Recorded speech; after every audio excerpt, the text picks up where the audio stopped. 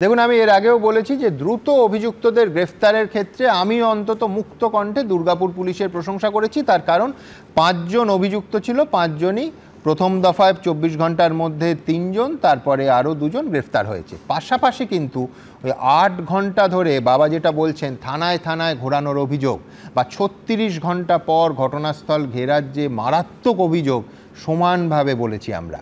বিশেষ করে সেই অভিযোগ যখন মেয়েটির বাবা নিজে করছেন।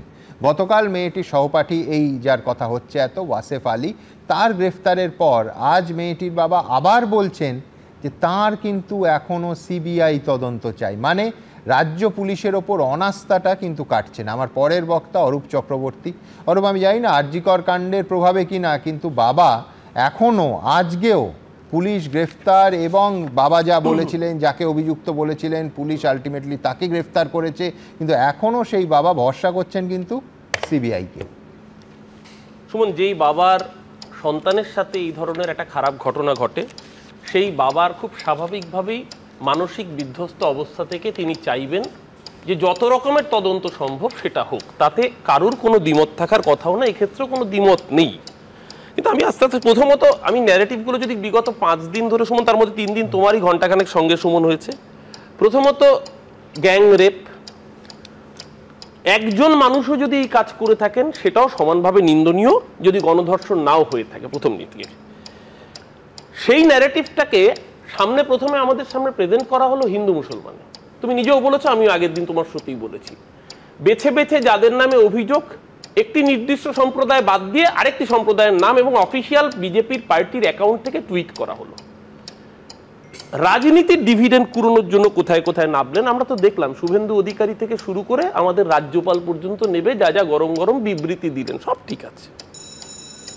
আজকে নির্যাতিতার বাবা যে স্টেটমেন্ট দিয়েছেন তোমরা দেখাবে কিছুক্ষণ পরে, কিন্তু আমরা মোটামুটি সকলেই জানি যে নির্যাতিতার বাবা তিনি মুখ্যমন্ত্রীর উপর উদ্দেশ্যে বলছেন যে মমতা বন্দ্যোপাধ্যায়কে কোটি কোটি প্রণাম, যদি আমি কিছু ভুল করে থাকি তাহলে ক্ষমা করে দেবেন, কোট আনকোট এটা বলেছেন। তো আপনাদের আনন্দবাজারে ইতিমধ্যে প্রকাশিত এটা বলেছেন। পাশাপাশি এটাও বলেছেন যে তার সোনার বাংলা, তার সোনারই থাক, আমি মেয়েকে নিয়ে উড়িষ্যা চলে যাব। একদম তাই, এবার এক নিঃশ্বাসে দুটো কথাই বলেছে। এবার আমি যে উড়িষ্যায় যাব, সেই উড়িষ্যায় সপ্তাহে 10টি করে ধর্ষণের রেকর্ড নথিভুক্ত হচ্ছে।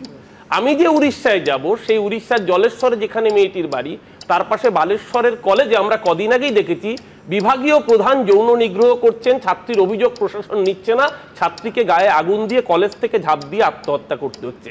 সেই উড়িষ্যা যেখানে আমরা বাঙালি কথায় কথায় দীপুদা বলি, দীঘাপুরী, দার্জিলিং এর পুরী, সেই পুরীর বিচে একের পর এক গণধর্ষণের ঘটনা উঠছে। নিশ্চিতভাবে আমি আবারও বলছি, ছাত্রীর বাবার মানসিক অবস্থায় তিনি বলতেই পারেন, তিনি সিবিআইও তদন্ত চাইতে পারেন, কিন্তু এই আপনার স্টুডিওতে 34 বছরের অতৃপ্ত হাহাকার যেন শুনতে পাচ্ছি। আমি প্রথমে জয়ন্তদা বলছিলেন যে পুলিশকে কি বিশ্বাস করা যায়, তো করেননি তো।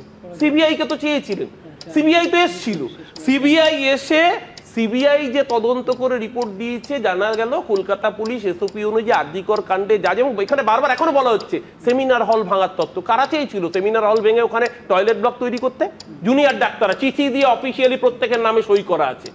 যারা বলেছিল পোস্টমর্টেম অসঙ্গতি রয়েছে, হ্যাঁ না না আমি বলছি তাতে প্লেস অফ অকারেন্সে নষ্ট করার দায় জুনিয়র ডাক্তার তুমি বলতেই পারো। যারা বলেছিল প্রথম দিন থেকে পোস্টমর্টেমে অসঙ্গতি রয়েছে, ওই জুনিয়র ডাক্তাররা ম্যাজিস্ট্রেটের উপস্থিতিতে ইনকোয়েস্ট হয়েছিল, we are satisfied with the postmortem process, সই করেছিল কারা?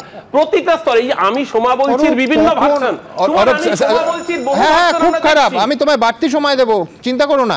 কিন্তু আমি বলছি তখনও প্লেস অফ অকারেন্স রক্ষার দায় এক কলকাতা পুলিশের, 2 হচ্ছে যে তুমি বলছো পুলিশের ওপর ভরসা রাখা যায় না। মমতা বন্দ্যোপাধ্যায় তার 30 বছরের বিরোধী নেত্রী হিসেবে রাজনৈতিক জীবনে কোন ঘটনায় পুলিশের ওপর ভরসা রেখেছেন? এবং আমি বলছি না রেখে সঠিক কাজ করেছেন, কারণ বিরোধী দলের দায়িত্ব হচ্ছে যে চ্যালেঞ্জ করে সত্যি এবং মিথ্যেটাকে একেবারে মানুষের সামনে এনে দেয়া।